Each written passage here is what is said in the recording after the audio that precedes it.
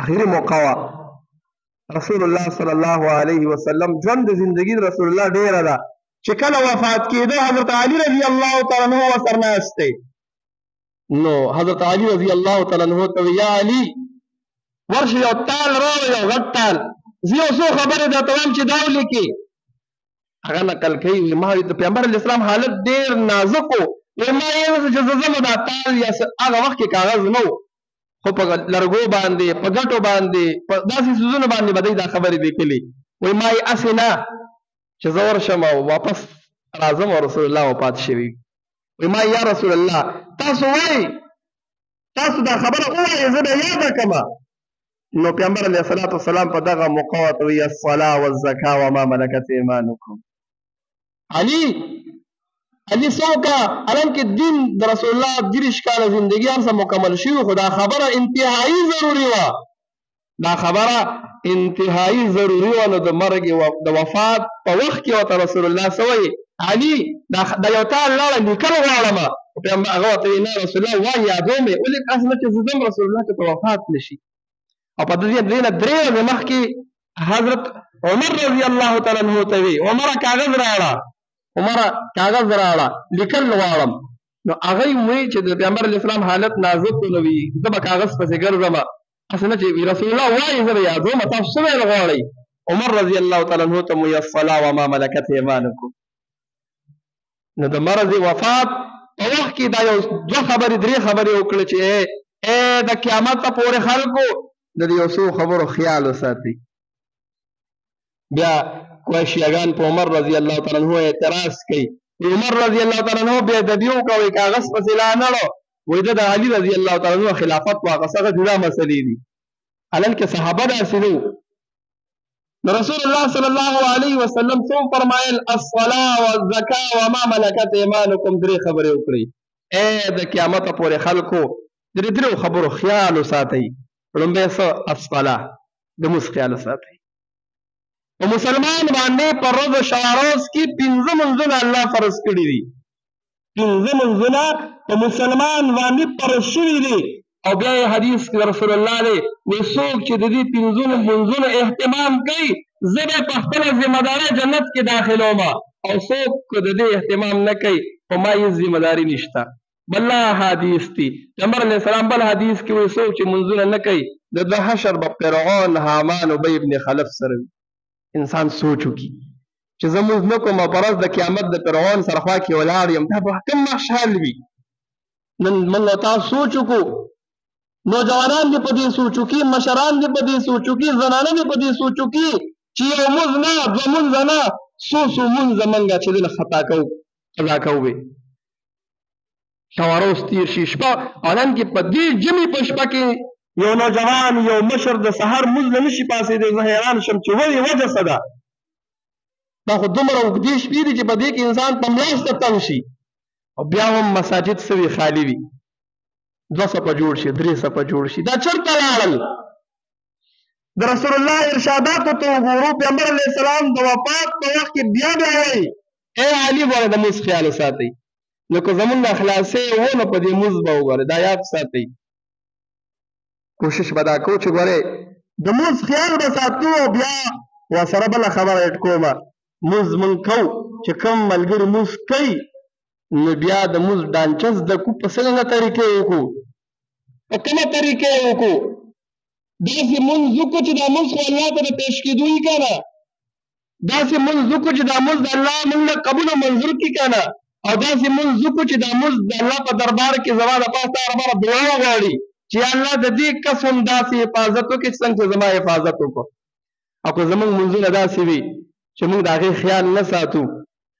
د رکوع د سجدې خیال نه ساتو او بس صرف هغه لګیا یو داسې مونځ کوو چې صرف هغه بس ځان الله ته خو چې راله مزیري مې ولګوله نو دا مونځ به موږ له دعا نه کوي یاد ساتئ دا حدیث موږ په ځای العمل کې روزانه وایو خو په دې عمل پکار دی دا حدیث به موږ له دعا نه کوي بلکې دا مونځ به موږ ته خیري کوي یو خو هغه د سره کوي نه خو هم ګیر دی خو چې دا کمې کوي او سمې نه کوي نو دا مونځ به موږ ته خیري کوي کوشش وکړو یاد ساتئ الان کې ما څو پیرې بار بار یو کس ته پردن ما ویلي دي کاکا خیر دی په دې رکوع سجده کې لږ پونته کې تلوار مه کوه رکوع سجده کې نور مونځ به زمونږ صحیح وي الفاظ به خیر د زمونږ صحیح وي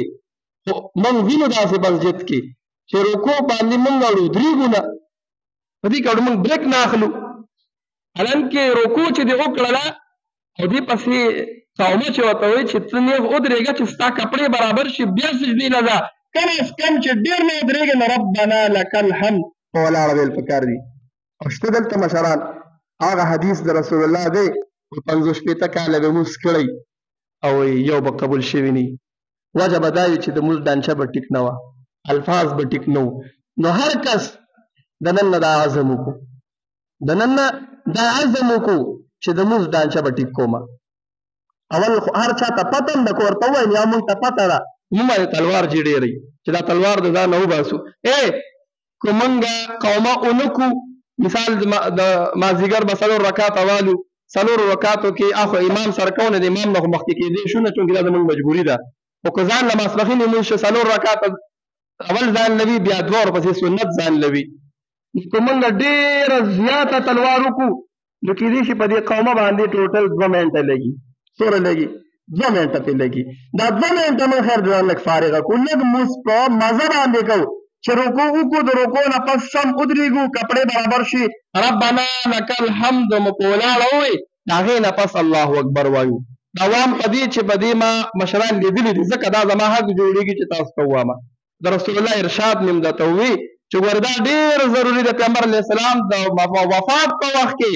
علي رضی الله تعالی عنه ته وایي سوکه الصلاه د مونځ خیال وساتئ د مونځ خیال وساتئ بیا ورپسې فرمایي والزکا وما ملکت ایمانکم د زکات خیال وساتئ فصل تیر شوی دی خلکو جوار سنبال کړل زمیندارو ته خپل روټین پته وي چې زما په څومره عشر کېږي دغه چې د هغې لسمه کېږي دغه رنګ ورپسې چې کومه د لوندې ده د هغې شلمه کېږي نو چې هغه ترتیب موږ څه وکړو هغه زکات ورکړو بعضې ټایم یاد ساتئ یو صورت داسې هم زموږ غلط فهمي ده موږ د زکات مال کاغذ پیسې وي کاغذ جوار شي که هغه غنم شي نو موږ کور کېږو پیسې ولا ماتې کړو ښځې له جوار بوجۍ ولاړه وي غنم بوجۍ ولاړه وي او کسبګر ګرځي په کوڅو کې راځي کورونو ته زنانه راځي پیسې راکوي نو چونکې دی خو خالي لاس لېږلی نه شي نو کاسه اړمۍ او هغی شي کاسه اړمۍ او هغی شي دا یاد ساتئ که چېرې دا کس غریب و حقیقتا کې غریب و خو ستا زکات ادا شو خو که چېرې دا کس حقیقتا کې غریب نه و د هغه کاروبارو ده هغه مالدار و خو بل کار اسان کار و بس دا کوم به نو زکات ترې نه دی ادا شوی نو کوشش وکړه چې په دې کې ډېر احتیاط وکړه هغه چا ته ورکړه چې ستا ګاونډي دی او بیا شریعت تا ته وایي چې زکات چې چاله ورکې نو لومبۍ د رشتې نه شروع کړه نو رور خور له ورکړه نو یو خو دې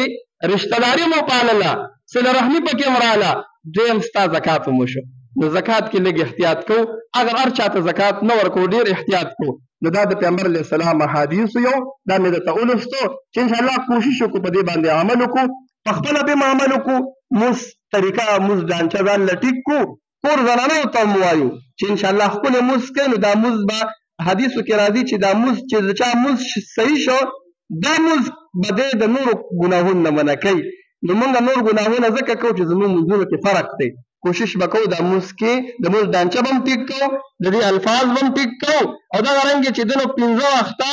باجماعت مونځ به په خپله هم کوو خپل بچي به راپاسو سهارې او دغه رنګې د هغې به نګراني کوو مسجد ته به ځان سره لاس نیولې راولو الله دې د عمل کولو توفیق را نصیب کړي واخر دعوانا الحمدلله